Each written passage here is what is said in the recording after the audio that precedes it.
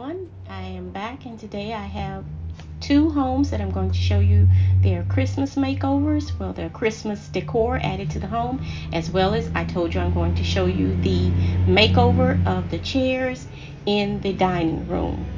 And here we go with the chairs. I bought these chairs from a lady on Facebook Marketplace. She wanted to get rid of them. Her desire was to initially go in and redo them herself, but she never got around to it, and I purchased them for only, and I'm going to tell you, $60.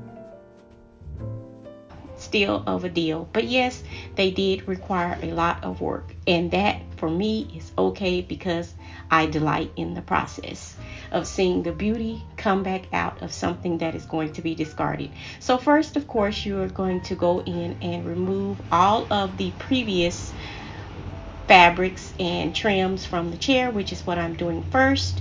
And I'm going to do this so that I can paint the chairs.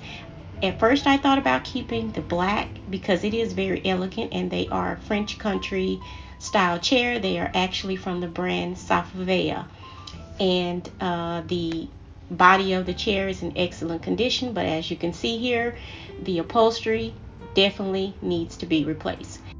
I'm using my tool here, and I'm going to remove the fabric from the back of the chairs because I did want to do the previous video. If you haven't seen now, you can see the link down below in the description area, and I wanted a French country feel with them first. I wanted to just deconstruct them and then go in and make a slip cover to go over them that is in the ruffle form, which you will see coming up. I removed that. I did keep one from one of the chairs and made a pattern from it. So what I'm doing here is making these slip covers that will just sit on top of the chairs, and I used some linen fabric and I just laid it out, got my pattern by laying it on top of the chair and then placing it there, and then cutting slit, and then going in and just readjusting to see what else I needed to cut from the chair to get it to make just a slip cover, because it's going to have a big ruffle that is going to go all the way around the perimeter of the chair, which is what I'm showing you here and pointing out.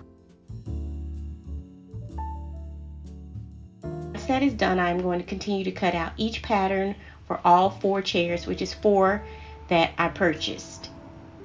And once I get done with that process, I'm going to cut out strips, which is these that you see here, and those are going to be for the ties that are going to tie them in the back of the chair.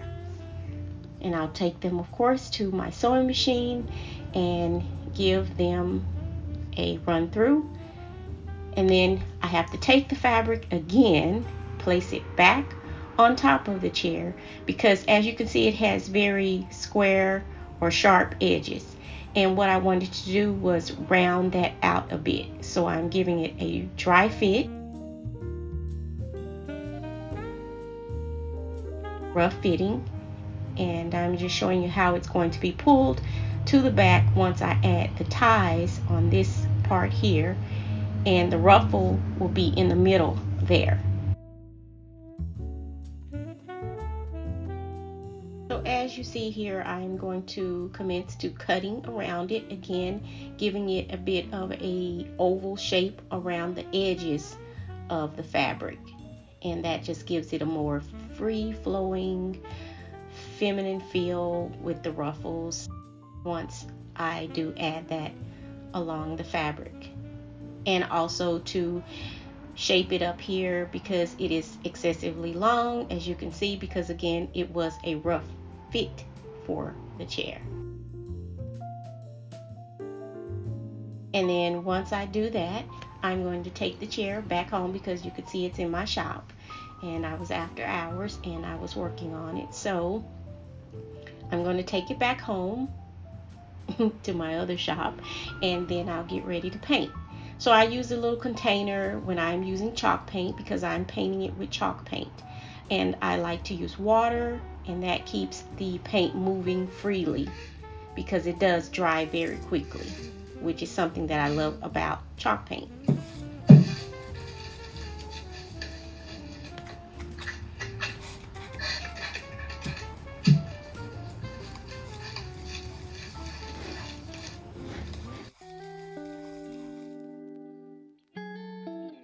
And then once I'm done with that, I'll just go around and give the chair a couple of coats of the chalk paint. And it is in the, as usual, Whisper White.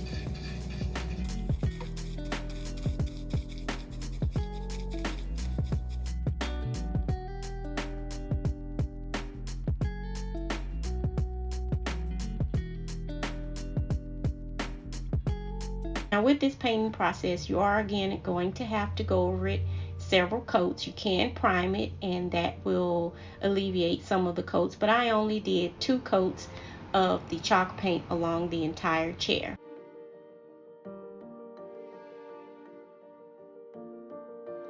I didn't sand the chairs down or anything like that. I just made my process a little easier by again just applying 2 coats, and then I'm going to go back and add some Waverly chalk paint.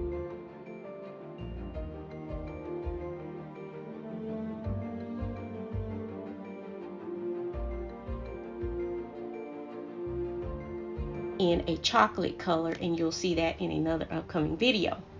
But with this process, I just wanted to again get the whole thing down and get that deconstructed look for this French country feel that I did in the dining area for the Christmas season for 2021.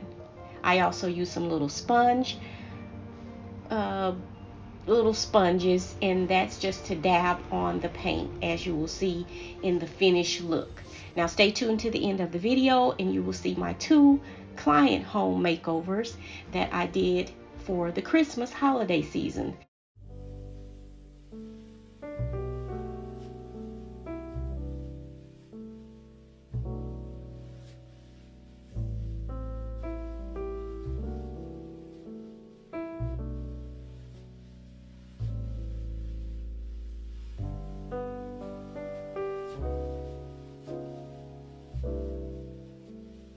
And I did their entry as well as their main living area. One home, which is the first one that you will see.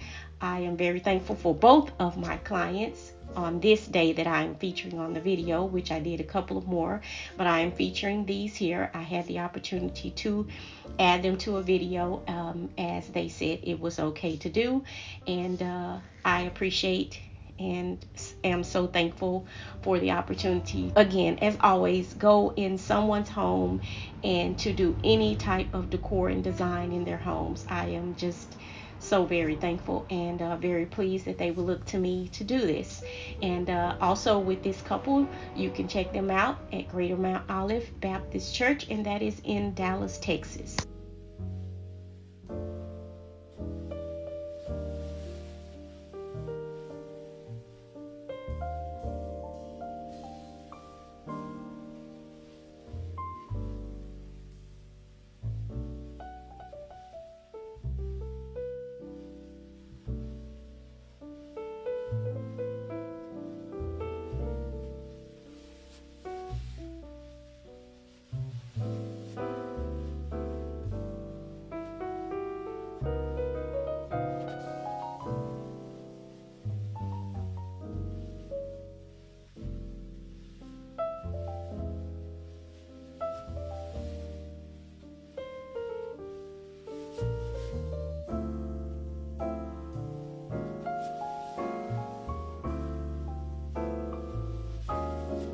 And then my next client that I had, she had a huge tree. This tree was 9 feet tall. It took several hours and it turned out absolutely beautiful. The pictures do not depict in either of the homes the beauty that was to behold in there. Again, I thank them so very much, and I thank you all for stopping in as usual. This has been Shenell. As I always say, stay inspired, motivated, and moving, creating something beautiful, if not for yourself, then for someone else.